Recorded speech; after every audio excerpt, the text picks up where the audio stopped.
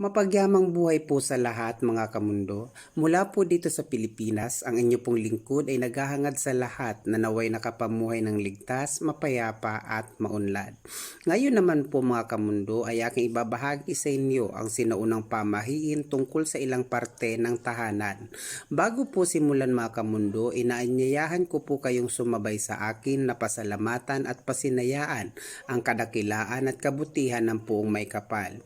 Ang ibabahagi ng mundo at karunungan ngayon ay ang lumang gabay halaw mula sa sinaunang lihim na karunungan at kaalaman ng mga sinaunang Asyano na dapat tandaan na may kaugnayan sa tamang pwesto ng main door, hagdan, banyo, bintana at kwarto. Bilang panimula, atin pong simulan sa paglapat ng main door. Ayon po sa lumang gabay, sikapin po nating naharap sa silangan o timog silangan ang main door ng isang tahanan sapagkat ang matandang gabay ay naglalahad na ang silangan at timog silangan ay siyang pinag-ugatang buhay ng mga bathalang patuloy na gumagabay at pumapatnubay sa kahilingan nating mga mortal. Nasa siyentipikong kaliwanagan, lula ng prinsipyo ng yin-yang, ang bukang liwayway o pagsilang ng araw ay pinaniniwalaang may dalang balanseng enerhiya upang tumugon sa pangangailangang pisikal sa lahat ng may buhay. So matotal po mga kamundo, iwasan po nating itapat ang pinto bandang kanluran at hilagang kanluran sapagkat ang naturang direksyon ay pinaniniwalaang pugad ng mapanghigop na pwersa ng mga bakunawa o tagbanwa na sa madaling sabi po, kapag ang main door ng tahanan ay natapat sa kanluran o hilagang kanluran, maraming di kaaya-ayang pangyayari na maaring maganap sa buong tahanan.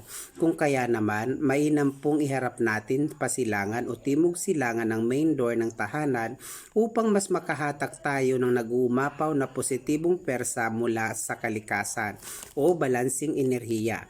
Para po sa ikababatid ng lahat, ang pinaikli at pinasimpleng pagpapaliwanag tungkol sa prinsipyo ng yin-yang ay ang balansing enerhiya mula sa liwanag at dilim, kabutihan at kasamaan, kahinaan at kalakasan.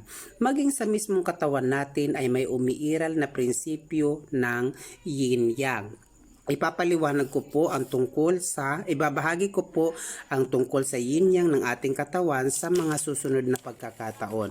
Sunod naman po mga kamundo ay tungkol sa banyo o comfort room. Ayon sa lumang gabay, ang banyo o comfort room ay dapat laging naharap sa direksyon ng hilagang kanluran upang hindi maapektuhan ang mga financial aspect natin.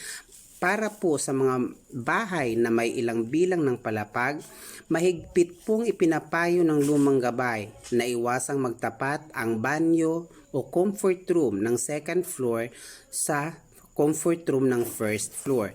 Ibig sabihin po mga kamundo, kapag ka-up and down ang bahay, iwasan po natin magtapat ang banyo sa banyo mula taas hanggang baba.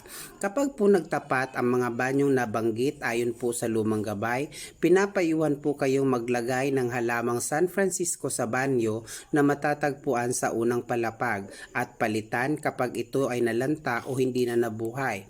Ayon din po sa lumang gabay, ang wealth section ng tahanan na kadalasang matatagpuan sa master's bedroom na dapat ang kinaroroonang direksyon ay southeast o timog silangan, sikapin po nating hindi magtapat ang pinto at bintana sapagkat ayon po sa lumang gabay mga kamundo, ang pagtatapat ng bintana at pinto ay maaring magdulot ng unti-unting pagkalusaw ng pinaghirapan, bunsod ng sasapitin o dadanasing mga problema gaya ng pagkakaroon ng karamdaman o sakit at mga obligasyong pangpinansyal na mahirap mabayaran. Minsan, madalas natatalo sa negosyo o natatalo sa anumang uri ng pakikipagsapalaran ang ganong lapat ng pwesto ng bintana at pinto o mga sunod-sunod na mga bayarin. Ayon din po sa lumang gabay, hindi po kaaya-ayang magtapat ang main door at hagdan sapagkat ang hagdan na natapat sa pinto ay may tuturing na poison arrow upang ma-distract ang balansing enerhiya ng yin-yang. Yun po ang tinatawag na destruction of cycle energy, energy cycle through yin-yang. Sa madaling sabi po mga kamundo, madalas po ito maging sanhi ng mga biglaang problema o suliranin. Ayon din po sa lumang gabay mga kamundo, hindi din po kaaya-aya na ang inyong tulugan o kama ay naka-cross direction mula sa pinto o yung tipong nakabalagbag na tulugan mga kamundo sa pinto ay hindi kaaya-aya sapagkat ito ay maaari maging sanhi ng stress at madalas na pagkakaudlot ng mga plano sa buhay. Mga kamundo, ang akin pong ibinahagi ay hango po lamang sa mga lumang gabay na pinagtibay ng ating mga ninunong Asyano. Sa makatwid po mga kamundo, tanging Diyos pa din ang siyang makatwirang hahatol o huhukom sa landasin ng buhay na ating tinahak alinsunod sa hinulman nating kapalaran. Bago po magtapos ng pagbabahagi ang mundo at karunungan, ang mundo at karunungan po ay mag-iiwan ng mga katagang. Ang patuloy na paggalang at pagmamahal sa pamilya at magulang ang maghahatid sa atin tungo sa mapagpalang pakikipagsapalaran sa buhay. Ito po ang mundo at karunungan na laging nagsasabing mahal ko po kayo. Maraming salamat po.